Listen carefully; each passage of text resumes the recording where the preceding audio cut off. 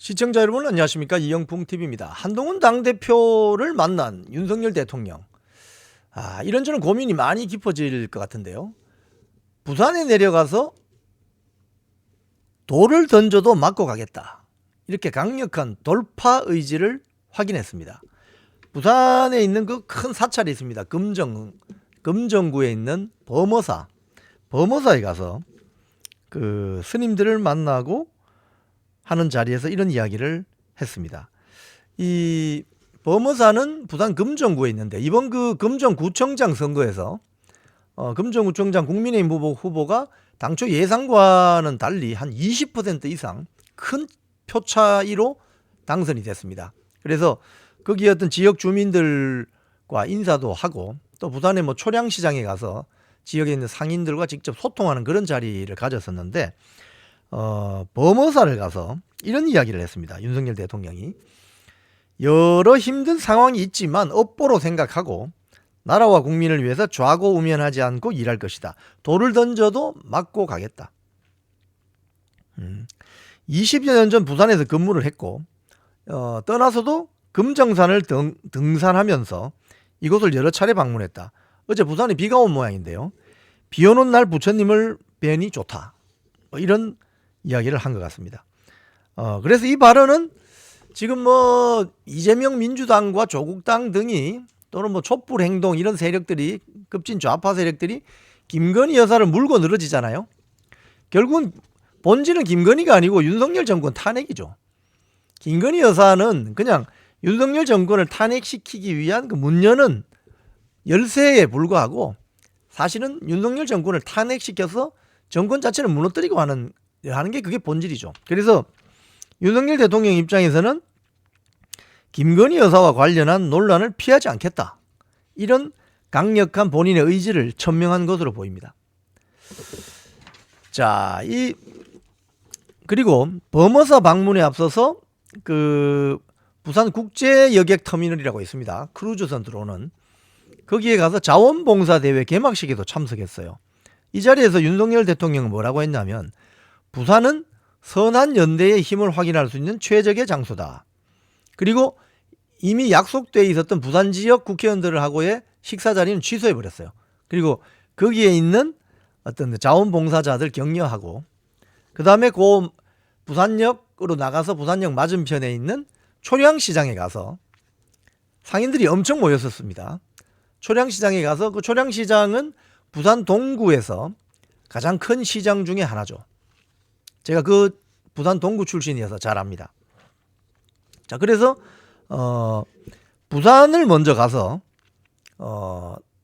민심을 좀 달래고 또 이번 그 보궐선거에서 금정구청장을 당선시켜준 부산의 민심 큰 표차로 이겼잖아요.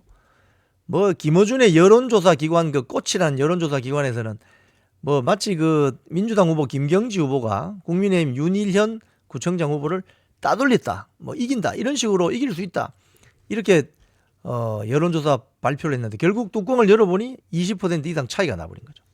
자, 그리고 윤석열 대통령이 한동훈 대표와 회동을 끝내고 국민의힘 추경호 원내대표를 용산으로 불러서 만찬을 했죠.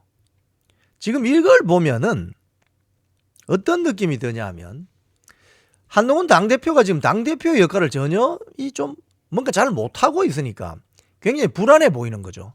그래서 또 한동훈 당대표는 금배지를 단 국회의원이 아닙니다. 그러니까 원외 당대표죠. 지금 한동훈 당대표가 상당히 오판하는 것 중에 하나는 당대표가 힘을 가지려면 공천을 할 수 있는 선거가 있어야 됩니다. 지방선거라든지 총선. 그런데 향후 2년 동안 선거가 없어요. 주요 전국적인 선거가 없습니다. 2년 뒤에 지방선거 있고요. 그럼 4년 뒤에 총선이 있고 3년 뒤에 대통령 선거 있잖아요. 그러니까 말은 당대표인데 사실은 공천에 영향을 줄 수 있는 그런 게 없기 때문에 사실은 배지단 국회의원들이 말을 잘 안 듣죠. 그런 가운데 지금 추경호 원내대표 같은 경우는 배지를 단 현역 국회의원이지 않습니까? 그리고 원내 사령탑입니다. 원내대표는 국회의원들이 뽑은 대표이기 때문에 원내대표. 당대표는 당원과 뭐 이런 국민 여론조사에서 뽑는 거고. 그래서 어떻게 보면 원내대표의 원내 파워가 더 막강할 수가 있어요. 그러니까 윤석열 대통령 입장에서는 이거 본인의 생각을 잘 고려해 주지도 않고 오히려 이재명 민주당 대표 편을 드는 것처럼 거기하고도 문자하고 전화하고.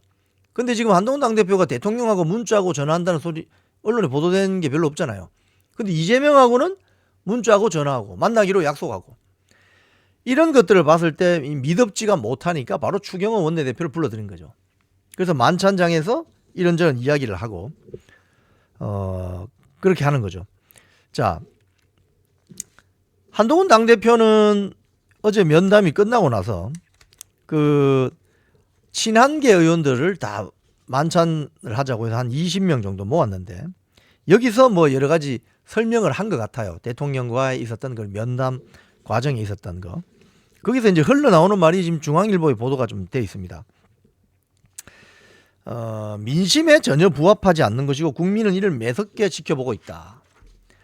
한동훈 대표가 이야기한 것은 대통령실 인적 쇄신, 대외 김건희 여사의 대외 활동 중단, 그리고 의혹 규명을 위한 절차 협조.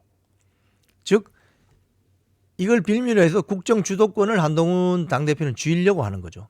하지만 불행하게도 윤석열 대통령의 임기가 아직 2년 반이나 남아있기 때문에 이건 어떻게 보면은 대화의 소재가 되기가 힘든 거죠.